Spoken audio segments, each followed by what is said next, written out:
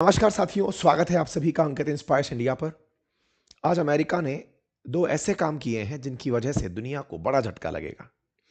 दुनिया में बहुत सारे लोग एक सवाल बार-बार कर रहे थे, जहां दुनिया पूरी तरह ग्लोबल वार्मिंग की तरफ बढ़ रही है, इतना ज़्यादा ग्रीन एनर्जी की चर्चा हो रही है, सोलर एनर्जी की चर्चा हो रही है, लोग लिथियम रिजर्व की बात कर रहे हैं, ईवीज़ की बात कर रहे हैं, अमेरिका लगातार तेल क्यों निकाले चला जा रहा है? आज अमेरिका ने उसका जवाब दे दिया है। आज जवाब दे दिया है कि वो वेनेजुएला के साथ तेल का सौदा क्यों किया। आज वो जवाब दे दिया है कि भारत जैसे देशों पर रूस से तेल खरीदने पर प्रतिबंध क्यों लगाया। आज उसने डिटेल जानकारी दी है। आज हम उसकी चर्चा करेंगे। वहीं दूसरी तरफ एक और बिल लाने की तैयारी है और वो बिल ट्रंप ने अपने सांसदों को परमिशन दे दी है कि वो सदन के अंदर पेश कर सकते हैं और उस बिल के लगते ही भारत पर 500% तक टैरिफ लगाया जा सकेगा। भारत पर 500% तक टैरिफ। दूसरा, भारत के सौर गठबंधन को, जिसमें 120 देश शामिल हैं, जो भारत ने सोलर अलायंस बनाया था, उससे अमेरिका बाहर निकल गया है। एक साथ इतने बड़े नुकसान भारत को होना, क्या इंपैक्ट है इसका, ना केवल भारत पर बल्कि दुनिया पर, आज के सेशन में जिक्र करेंगे। आप सभी जानते हैं कि जिस तब जब से वेनेजुएला से मादुरो को उठाया गया है, तब से इनके हौसले बुलंद हैं और इनके हौसलों की बुलंदी अब दुनिया के देशों पर सीधे सीधे थ्रेट के रूप में देखने को मिल रही है। कुछ दिनों पहले इन्होंने ग्रीनलैंड को थ्रेट किया, मैक्सिको को थ्रेट किया, कोलंबिया को थ्रेट किया, क्यूबा को थ्रेट किया, ईरान को थ्रेट किया। इन सब के साथ ये थ्रेट खेल रहे हैं। अमेरिका के द्वारा जितनी भी थ्रेट्स हैं, उन पर हमने ऑलरेडी सेशंस किए हैं। हमने आपको सेशंस में जानकारी दी है कि ईरान को क्या बोला, ग्रीनलैंड को क्या बोला। ऐसे में ये थ्रेट बढ़ते बढ़ते अब भारत तक का पहुंची है। भारत तक जो थ्रेट पहुंची है, उसमें 500% टैरिफ की बात की गई थी, जो बहुत पहले की गई थी। उसके लिए अब बिल लाने की मंजूरी दे दी गई है। इसका मतलब ये हुआ कि अगर भारत रूस से तेल खरीदता रहा तो 500% तक टैरिफ इन्हें देना पड़ेगा। इतना ही नहीं, ट्रंप ने दुनिया के 66 इंटरनेशनल ऑर्गेनाइजेशन से अमेरिका को बाहर निकाल दिया है। 66 इंटरनेशनल ऑर्गेनाइजेशंस जिससे बाहर निकाला गया है, उनमें हमारा इंटरनेशनल सोलर अलायंस भी शामिल है, जिससे बाहर निकलकर ट्रंप ने यह बता दिया कि वो ग्रीन एनर्जी नहीं चाहता। वो नहीं चाहता कि सोलर एनर्जी पर काम हो, वो नहीं चाहता कि पर्यावरण संरक्षण हो, वो नहीं चाहता कि दुनिया ये समझे कि आने वाला समय ईवी का है। अगर ट्रंप है तो आने वाला समय तेल का है, और तेल से अगर दुनिया बर्बाद भी होती है तो अमेरिकियों के लिए उसने ग्रीनलैंड ढूंढ लिया है। अमेरिकियों को ले जाकर वो ग्रीनलैंड पर बसा लेगा, बाकी लोग अपनी जैसी चाहें स्थिति में रहें। अमेरिकियों ने मार्स की तरह ग्रीनलैंड को अपना टारगेट बना लिया है, जहां पर खूब पीने का पानी है, बढ़िया ठंड है। दुनिया ग्लोबल वार्मिंग से अगर बर्बाद भी होती है तो पैसे वाले अमेरिकी ग्रीनलैंड जाकर शिफ्ट हो जाएंगे, बाकी गरीबों के लिए अमेरिका चिंता नहीं करेगा। अमेरिका ने साफ साफ ये कह दिया है। तो आइए इन सब का इंपैक्ट जानेंगे, क्योंकि इन सब इंपैक्ट से भारत के बाजार प्रभावित होंगे। भारत के साथ साथ ना केवल भारत के बाजार प्रभावित होंगे, अंतर्राष्ट्रीय बाजार भी, क्योंकि अंतर्राष्ट्रीय स्तर पर जब आप 500% टैरिफ की बात कर रहे हैं तो भारत का, चीन का, ब्राजील का, इन सब का बाजार हिलेगा। इतना ही नहीं, जब आप सोलर एनर्जी से बाहर निकल रहे हैं तो सीधा सा मतलब है कि आप ग्रीन एनर्जी या फिर आने वाले समय में ईवी के मार्केट को चलने नहीं देंगे। और अमेरिका अगर वो बाजार नहीं चलने देगा तो क्या उसका इंपैक्ट ग्रीन एनर्जी ड्रिवन जो प्रोजेक्ट्स हैं उन पर होगा। यानी कुल मिलाकर बाजार पर इसका असर होगा। और जब जब बाजार के स्टॉक मार्केट प्रभावित होते हैं, या तो क्रिप्टो के बाजार चढ़ते हैं या गोल्ड के बाजार चलते हैं, इन सब की बातें हमने बातें बाजार की पर की हैं। हमारा एक यूट्यूब चैनल, जिस पर लगातार हम क्रिप्टो के रिलेटेड एक पूरी प्रॉपर सीरीज लेकर आए हैं, फ्री ऑफ कॉस्ट है। जिन्हें भी क्रिप्टो में इंटरेस्ट है वो जाकर इसे देख सकते हैं। और हाँ, बाजार का असर हो और बाजार के असर से आप भी अगर प्रभावित होकर के स्टॉक्स में इंटरेस्ट लेते हैं, तो हमने आपके लिए प्रॉपर तरीके का फंडामेंटल ऑफ स्टॉक मार्केट का एक कोर्स लाया हुआ है, आप इसे देख सकते हैं। म्यूचुअल फंड में इन्वेस्टमेंट के लिए एक प्रॉपर कोर्स लाया हुआ है, आप इसे भी देख सकते हैं। आपको हम ये जानकारी देंगे, प्रॉपर अनुभव के आधार पर आप इसको एक्सेस कर सकते हैं। चलिए मेरे प्यारे साथियों, तेल से रिलेटेड चर्चाएं बहुत हुई। तेल से रिलेटेड चर्चाओं में अमेरिका भारत को रूस से तेल नहीं खरीदने देना चाहता, ये बात जग जाहिर थी। लेकिन सबको एक बार के लिए लगा कि इनका यूक्रेन से प्रेम है, यूक्रेन से रूस युद्ध ना करे, इसलिए ये रोकना चाहते हैं। धीरे धीरे अब ये पर्दा भी हटने लगा है। अमेरिका यूक्रेन से सिंपैथाइज नहीं करता। यूक्रेन को मरने से रोकने के लिए भी वो कोई प्रयास नहीं करना चाहता। वो केवल ये चाहता है कि बाजार में रूस सरवाइव किया, क्योंकि वो तेल बेच रहा था, तो रूस तेल ना बेचे और तेल बिके तो वो केवल अमेरिका का। बस इसी चाहत में अब वो आगे का खेल कर गया है। आगे के खेल में भारत से कहा गया है कि अगर आप अभी भी रूसी तेल खरीदते हो, चाइना से भी यही कहा गया है, ब्राजील से भी यही कहा गया है, तो आपको 500% टैरिफ देना पड़ेगा। आपको याद होगा जब बाइडेन थे तो भारत तेल इसलिए खरीद पा रहा था क्योंकि भारत बाइडेन को यह समझाने में कामयाब हुआ था कि भारत के लिए कैसे रूसी तेल खरीदना जरूरी है। वैश्विक कीमतों को बेअसर करने के लिए, बढ़ती कीमतों को बेअसर करने के लिए हमें रूस का तेल खरीदना क्यों जरूरी है। लेकिन जब ये आए तब इन्हें कुछ समझ नहीं आया। इन्होंने सीधा कहा कि मुझे तेल कंपनियों ने फंड किया है, मैं बढ़िया से तेल कंपनियों के लिए काम करूंगा, मैं अमेरिकी तेल बेचूंगा, आप रूस से तेल खरीदना बंद करिए। रूस से तेल खरीदना बंद करने के लिए फिलहाल इसने यूक्रेन का बहाना लिया था। अगर यूक्रेन ना भी होता तो ये कोई और बहाना लेता, कुल मिलाकर रूस को तेल बेचने से रोकने के लिए कुछ भी करता। ये कोई और बहाना ले सकता था कि रूस ने कभी क्रीमिया पर हमला किया था, ये कर दो, रूस ने कभी चेचन्या विद्रोहियों के साथ ये किया था, ये कर दो। ये कोई भी तरीका ढूंढता, यूक्रेन केवल एक बहाना है, ये कोई भी बहाना करके रूस को तेल बेचने से रोकता। और यही कारण था कि इसने टैरिफ रूपी जो हथियार है वो चलाया और भारत पर 50% टैरिफ लगाए। 25% तो रेसिप्रोकल थे और 25% टैरिफ इसने तेल खरीदने के पनिशमेंट पर लगाए। आपको याद होगा इसके दो साथी हैं, ये दो साथी लगातार पीछे पड़े हुए हैं। इनके ऊपर मैंने पहले भी आज से 6 महीने पहले एक सेशन किया था। इन्हीं लोगों ने इसको तब भी सलाह दी थी कि सर अगर युद्ध रुकवाना चाहते हो तो एक काम करो, 500% टैरिफ लगा दो। इस व्यक्ति को आप देख सकते हैं ट्रंप के साथ कई रैलियों में। ये व्यक्ति फिर से ट्रंप के साथ नजर आया वेनेजुएला के बाद। ये अमेरिका का एक सीनेटर है। ये लगातार ट्रंप को फ्यूल कर रहा है क्योंकि ये चाहता है कि ये एक बिल लाए, ट्रंप से परमिशन मिले। इसका नाम है लिंडसे ग्राहम।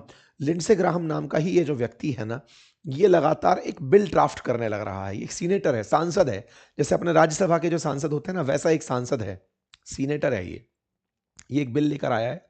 इस बिल को राष्ट्रपति की परमिशन इसने दिलवा ली है और उस परमिशन में यह कहलवा लिया है कि सर मैं चाहता हूं कि आप 500% टैरिफ की परमिशन दें ताकि रूस, चीन और ब्राजील अगर रूस से तेल खरीदना चाहते हो, बार बार बोलते रहा हूं, भारत, चीन और ब्राजील अगर रूस से तेल खरीदना चाहते हो तो उन्हें 500% टैरिफ देना पड़े। लिंडसे ग्राहम को यह परमिशन कल ट्रंप ने दे दी कि तुम यार इतना मेरी वाहवाही कर रहे हो, वेलकम मूवी के अंदर वो बिल्लू की तरह से हो कि बता बिल्लू, तो ये बिल्कुल लिंडसे ग्राहम बता बिल्लू हो रखा है कि बता बिल्लू। तो वो बोलता है मेरी एक टांग निकली है, तो ये बोलता है कि ट्रंप ने दुनिया को देखो कैसे सारे युद्धों से बचाया, अगर टैरिफ ना लगाया होता तो इंडिया तेल खरीदना कम नहीं करता, इंडिया को तेल खरीदने से रोकना है तो टैरिफ बढ़ाना होगा। तो बस लिंडसे ग्राहम ने जो ट्रंप को इतने दिन से फ्यूल कर रहा था वो करवाने में कामयाबी हासिल कर ली है। ये एक रशियन सैंक्शन बिल नाम से बिल ला रहा है। ये बिल पहले पास होगा सीनेट से, फिर पास होगा बाकी अन्य हाउसेस से, यानी कि हाउस ऑफ रिप्रेजेंटेटिव से, फिर राष्ट्रपति के इस पे हस्ताक्षर हो जाएंगे और ये कानून बन जाएगा। इसका नाम होगा, इस बिल का नाम सैंक्शन ऑफ रशिया एक्ट 2025, जिसका असर ये होगा कि रूस से तेल खरीदने पर भारत को अमेरिका सामान बेचने पर 500% टैरिफ देना पड़ेगा। ठीक है, टैरिफ का असर क्या होगा? भारत का व्यापार पूरी तरह प्रभावित होगा, हमारे एक्सपोर्ट बाधित होंगे।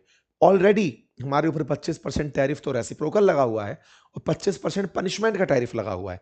इस बात का कि भारत रूस से तेल खरीदता है, इस बात का, जिसके चलते भारत ने रूसी तेल खरीदने पर इन दिनों थोड़ी कमी भी दिखाई है। आपको याद होगा जनवरी 2 की ये न्यूज़ है, इंडिया ने अपने सारे रिफाइनरीज से बोला है कि भाई तुम लोग जो रशिया से तेल मंगा रहे हो उसका वीकली हमें अपडेट दो। भारत पिछले 4 साल में रूस से तेल खरीदने में इन दिनों सबसे कम हुआ है कि रूसी तेल खरीदने के आंकड़े धीरे धीरे गिरते हुए नीचे आ रहे हैं। हम अपनी आवश्यकता का 32.3% अब रूस से खरीद रहे हैं, लेकिन अभी भी जितने देशों से हम तेल खरीदते हैं उनमें सबसे ज्यादा रूस से खरीदना शामिल है। ऐसे में रिलायंस इंडस्ट्रीज निकल कर आती हैं और वो कहती हैं कि इस महीने यानी जनवरी में हम रूस से कोई तेल नहीं खरीदेंगे। रिलायंस का तेल ना खरीदना जैसे ही अनाउंस होता है तो इंडिया का जो तेल परचेज है वो ऑटोमेटिक कम हो जाएगा। ये बड़ी सुर्खी बन जाता है। तो कुल मिलाकर अमेरिका की धमकियों का असर भारत पर होना शुरू हुआ। भारत ने रूसी तेल खरीदना कम किया और तो और हम धीरे धीरे इस काम में समय ना लगा जाए, इसलिए हमें और धमकाया गया 500% का टैरिफ देते हुए। इस बात का ट्रंप ने मजाक भी बनाया और कहा कि मोदी मुझे खुश करने का प्रयास कर रहे हैं, वो इस तरह से टैरिफ लगा करके, इस तरह से इंपोर्ट कम करके मुझे हैप्पी करने का प्रयास कर रहे हैं। खैर, इनकी जो भी बातें हैं, इन सब से एक चीज तो तय है कि भारत टैरिफ के चलते एक्सपोर्ट को बाधित होता हुआ देख रहा है। भारत के जुलाई के जो एक्सपोर्ट थे वो अगस्त में कम हुए, सितंबर में कम हुए, अक्टूबर में कम हुए, ये साफ साफ दिखाई पड़ रहे हैं। भारत अमेरिका से एक्सपोर्ट में लगातार अब पिछड़ता चला जा रहा है, जिसका नुकसान भारत की अर्थव्यवस्थाओं को हो रहा है। मजबूरी यह है कि भारत पहले इस पर प्रतिक्रिया दिया था। जिस समय लिंडसे ग्राहम ने सबसे पहले बात उठाई थी, उस समय हमने यूरोप का हवाला देते हुए बात की थी। लेकिन अब हमारी प्रतिक्रिया भी बेअसर है, क्योंकि अमेरिका में एक नेक्स्ट लेवल का कॉन्फिडेंस आ चुका है। वो सबसे झगड़ चुका है। टैरिफ के नाम पर वो चाइना के साथ खेल खेल चुका है। वेनेजुएला के मादुरो को उठा चुका है। यूक्रेन के खिलाफ, रशिया के खिलाफ सैंक्शन की बातें कर रहा है। तो अभी फिलहाल के लिए ये व्यक्ति पूरी तरह छुट्टा सांड हो गया है। अब ये दुनिया के अंदर कुछ भी तहलका मचाना चाह रहा है। अब ये जो बात है कि ये कर क्या रहा है, इसका असर भारत की अर्थव्यवस्था पर तो नकारात्मक होगा ही, लेकिन दुनिया को यह समझना होगा कि इसे रोकने के लिए अब पूरी दुनिया को भी एक अगर होना पड़े ना, तो भी शायद अमेरिका कंट्रोल में नहीं आ सकता। आप पूछेंगे वो कैसे? सारी की सारी बातों का सार आप निकालने निकलिए तो आप पाएंगे कि जब से ये व्यक्ति आया है, डे वन से एक चीज का दिमाग में फितूर लगाया हुआ है कि मुझे तेल कंपनियों ने पैसा दिया था, मैं उनके लिए काम करूंगा। उनके लिए काम करूंगा तो अमेरिका का तेल बिकना चाहिए। और अमेरिकी तेल कंपनियों ने दुनिया भर में जहां जहां फैक्ट्री लगाई हुई है, रिफाइनरी लगाई हुई है, वहां से तेल निकल के आना चाहिए। तो इसने बकायदा प्रॉपर तरीके से वेनेजुएला पर जो हमला प्लान किया, वो असल में वेनेजुएला का कब्जा इसीलिए था ताकि वो तेल निकाल सके। बहुत से लोगों के दिमाग में प्रश्न आया। कल हमारे पास एक बहुत ही अच्छा कमेंट लिखा हुआ आया कमेंट बॉक्स में कि सर एक बात बताइए, दुनिया तो एक तरफ ग्रीन एनर्जी की तरफ बढ़ रही है, सोलर एनर्जी की तरफ बढ़ रही है, लेकिन अमेरिका तेल के पीछे क्यों पड़ा हुआ है? इसके पीछे का कारण मैं आपको आज समझाता हूं। असल में अमेरिका को दुनिया से कोई मतलब नहीं है। वो पूरी तरह से अब हाइड्रोकार्बन्स पर वापस लौट रहा है। ये उसी जमाने में लौट रहा है जब पेट्रोल से, कोयले से काम हुआ करता था। इसका मानना है कि जो मेरे पास रिसोर्सेस हैं, पहले मैं उनका कंप्लीट दोहन करूंगा, उन्हें कंज्यूम करूंगा। फिर आप पूछेंगे दुनिया के और देश भी ऐसा करने लगेंगे। भारत जैसे देश, चीन जैसे देश, इनके पास तेल है नहीं। इन्हें तेल मंगाना पड़ता है। तो हम तो तेल मंगा के खर्च करेंगे। इसके पास तो तेल है और नहीं है, तो इसने कब्जा कर लिया। तो तेल को कब्जा करके ये पहले उस तेल को बेच के पैसे कमाना चाहता है। सर लेकिन इस तेल को बेचने से तो बहुत ज्यादा दिक्कत हो जाएगी। दुनिया के अंदर पॉल्यूशन बढ़ जाएगा, ग्रीन ग्रीन ग्लोबल वार्मिंग बढ़ जाएगी, टेम्परेचर दुनिया का बढ़ जाएगा, ग्लेशियर्स पिघल जाएंगे, अतिवृष्टि बढ़ने लगेगी, समुद्र का जल स्तर बढ़ने लगेगा। अरे ओवरऑल क्या होगा ये बताइए? ओवरऑल यही होगा ना कि इंसान जी नहीं पाएगा। ये चाहता भी नहीं है कि आप जिए। अमेरिका का मानना है कि केवल अमेरिका बचना चाहिए, दुनिया सारी समाप्त हो जाए, कोई दिक्कत नहीं है। इसी की प्लानिंग में ये लोग ग्रीनलैंड की तैयारी कर रहे हैं। इनका मानना है एक दिन समुद्र स्तर बढ़ेगा, ग्लेशियर्स पिघलेंगे, तापमान बढ़ेगा, सब कुछ होगा, कोई बात नहीं, तो रहने लायक ग्रीनलैंड बचेगा, वहां जाके रह लेंगे। थोड़े दिनों बाद ये ग्रीनलैंड के बाद अंटार्कटिका की बात करेंगे कि अंटार्कटिका जाकर ले लेंगे, वहां पर रह लेंगे। दुनिया में सब चीजें हमेशा के लिए थोड़ी होती हैं और हर व्यक्ति हमेशा के लिए नहीं है। तो ट्रंप उस मानसिकता के साथ अभी फ्यूल को, पेट्रोलियम फ्यूल्स को बर्न करने में लगे हुए हैं।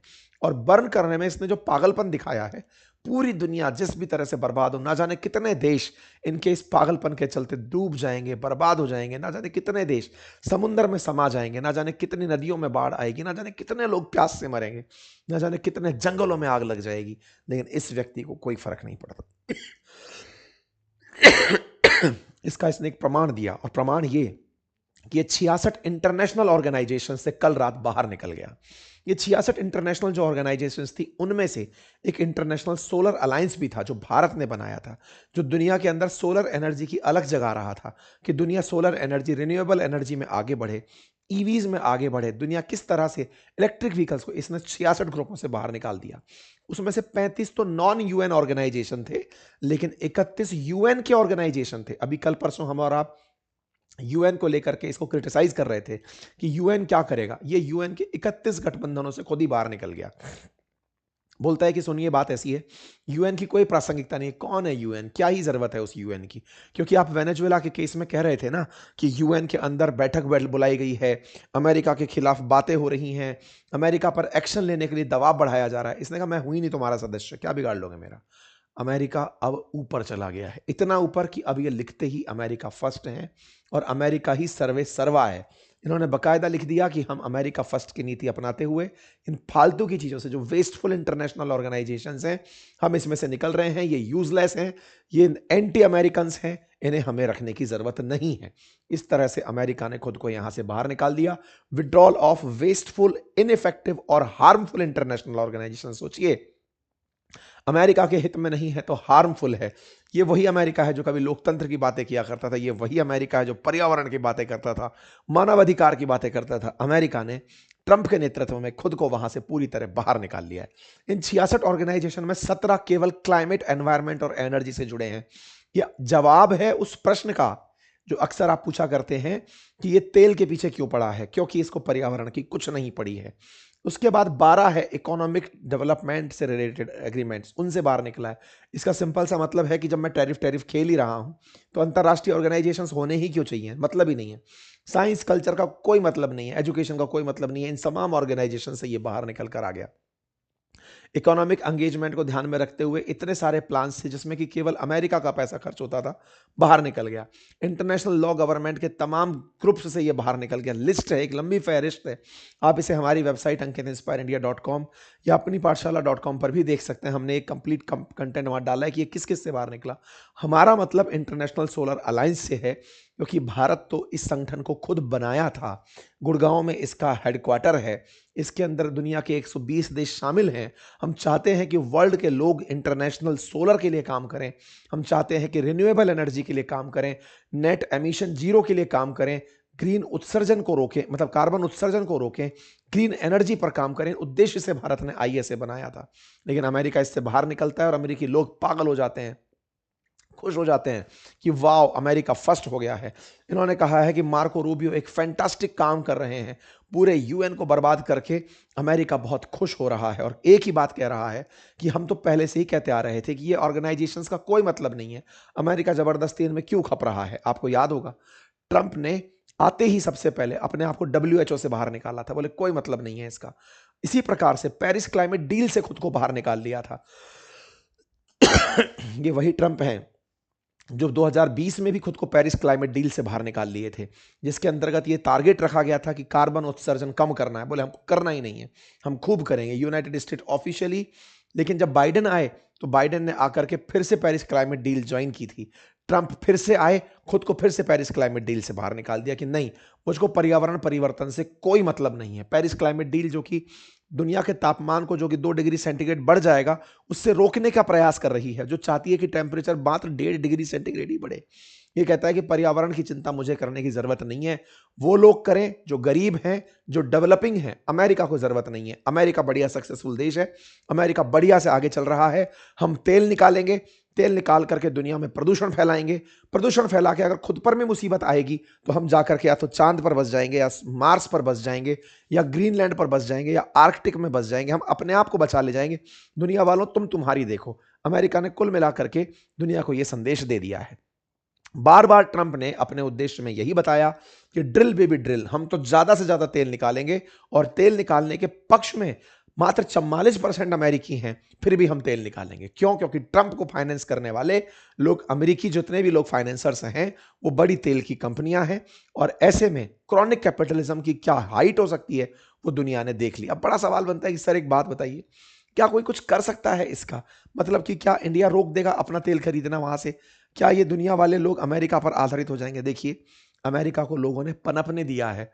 200 साल से अमेरिका चल रहा है। सेकेंड वर्ल्ड वॉर के बाद से लेकर अब तक लगभग 80 साल से अमेरिका ने अपना सिक्का जमाया है। अभी इसकी अति होना बाकी है। ये अपनी जिस अति पर चलते हुए फिलहाल वेनेजुएला पर कब्जा कर गया है, दुनिया भर के ऐसे देशों पर ये बहुत से एक्शन अभी लेगा जो कि आप कल्पना नहीं कर सकते। ऐसे में क्या भारत के लिए नुकसानदायक है? जैसा मैंने आपसे कहा कि भारत को अब इसकी बात मानते हुए रूस से तेल लेना रोकना ही पड़ेगा, और कोई अल्टरनेटिव नहीं है। क्योंकि अभी जिस मूड में ये है, इसका डर खत्म हो गया है। साथियों, अक्सर ये कहा जाता है कि जिसका एक बार शर्म खत्म हो जाए, जिसकी हया खत्म हो जाए, जिसके अंदर डर खत्म हो जाए, वो सबसे विध्वंसकारी बन जाता है। इलाज उसका समय करता है, उसकी सृष्टि उसका इलाज करती है, प्रकृति उसका इलाज करती है। लेकिन ट्रंप जिस मोड में अभी चल रहा है, अभी उसका इलाज शायद कोई भी करने का इंतजार भी नहीं कर रहा है। फिलहाल के लिए ट्रंप ने जिस तरह से वेनेजुएला के ऊपर कब्जा किया, सबसे पहले सोचकर देखिए, कहा गया है कि इनसे 30 से लेके 50 बिलियन मिलियन बैरल तेल तो अमेरिका पहले खुद निकालेगा, फिर अमेरिकन का खर्चा पानी सेट करेगा, तब जाकर हम बेचेंगे। कुल मिलाकर के एक ही बात है कि अमेरिका को पर्यावरण की कोई दिक्कत नहीं है। बाकी आप लोग मस्त रहिए, अपना अपना जीवन बचाइए। अमेरिका के साथ भारत को ट्रेड डील अगर करनी है तो भाई साहब करिए, क्योंकि ये वो आदमी है जो टेस्ला को इसलिए हड़का दिया था। मस्क से लड़ने का कोई और कारण नहीं था। एलॉन मस्क से लड़ने का एकमात्र कारण था, Elon Musk electric vehicle Tesla चला रहा है, ज्यादा पैसा दे दिए तेल कंपनी वाले। इसने भी पैसा दिया था चुनाव लड़ने के लिए। अगर इसका पैसा काम कर गया होता तो ये तेल कंपनियों पर काम नहीं करता, वेनेजुएला की जान बच गई होती। लेकिन तेल कंपनियों ने ज्यादा पैसा दे दिया, बेचारा इसका पैसा कम पड़ गया, इसका धंधा पिटवा दिया वो। क्योंकि टेस्ला कैसे बिकेगी, टेस्ला तो ईवी है, तो इससे कोई दिक्कत नहीं। पर इसको समझाया गया, इन दिनों ये वापस से दिखा है, इसको दिखाया गया कि तू चिंता क्यों कर रहा है, तेरे को और धंधा दिलवा देंगे यार, क्या लोड ले रहा है तू, स्टारलिंक बेच, तेरा आराम से स्पेस एक्स चला, तू दुनिया के अंदर डेटा सेंटर खोल, कुछ और बढ़िया कर, ट्विटर से पैसे कमा, तो क्यों इसके पीछे पड़ रहा है कि तुझे मतलब तेल वो ईवी बेचनी है। तो एलॉन मस्क जिसको बाहर किया गया था, उसके पीछे का उद्देश्य भी अब क्लियर हो चुका है।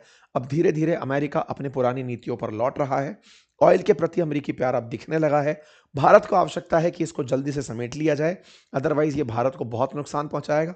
पर्यावरण के लिए पूरी दुनिया के देश फिर एकजुट हों, समझें कि पर्यावरण किसी एक की नहीं, दुनिया की साझा विरासत है। अमेरिकियों को सद्बुद्धि एक दिन जरूर आएगी, अन्यथा अमेरिका के साथ दुनिया के देशों को कोई ना कोई एक्शन लेना पड़ेगा। बयानबाजी से कुछ नहीं होगा। मैं बोल दूं कि अमेरिका के खिलाफ कुछ करो, कुछ नहीं होगा भाई साहब। अमेरिका का ही प्लेटफॉर्म है जिस पर आप मुझे सुन रहे हैं। अमेरिका वाले जिस दिन चाहें दुनिया भर की आवाजों की बोलती बंद कर दें, अब वो उस मोड में चल रहे हैं। बाकी आप लोग अपने समझदार हैं, बताइए क्या लगता है आपको, क्या करना चाहिए। फिलहाल के लिए इतना ही। चैनल पर नए हैं तो सब्सक्राइब कर लीजिए, अपने साथियों के साथ इसे जरूर साझा करिए। अगर आपको जानकारी पसंद आती है तो अपनी राय कमेंट बॉक्स में जरूर दीजिए, और रिक्वेस्ट रहेगी चैनल को सब्सक्राइब करने की, प्लीज़ इसे सब्सक्राइब कर अवश्य कर लीजिए। और मैंने कल एक बहुत ही अल्टीमेट सेशन किया था, शायद आप लोगों को समझने में थोड़ा सा समय लगेगा कि उसकी आवश्यकता क्यों थी। अमेरिका के इस सोच के पीछे की क्या सोच है, यानी कि what is the thought behind America, America महाशक्ति कैसे बना, उसका एक वीडियो हमने इसी चैनल पर किया हुआ है, उसे जरूर देखिएगा। Thank you so much.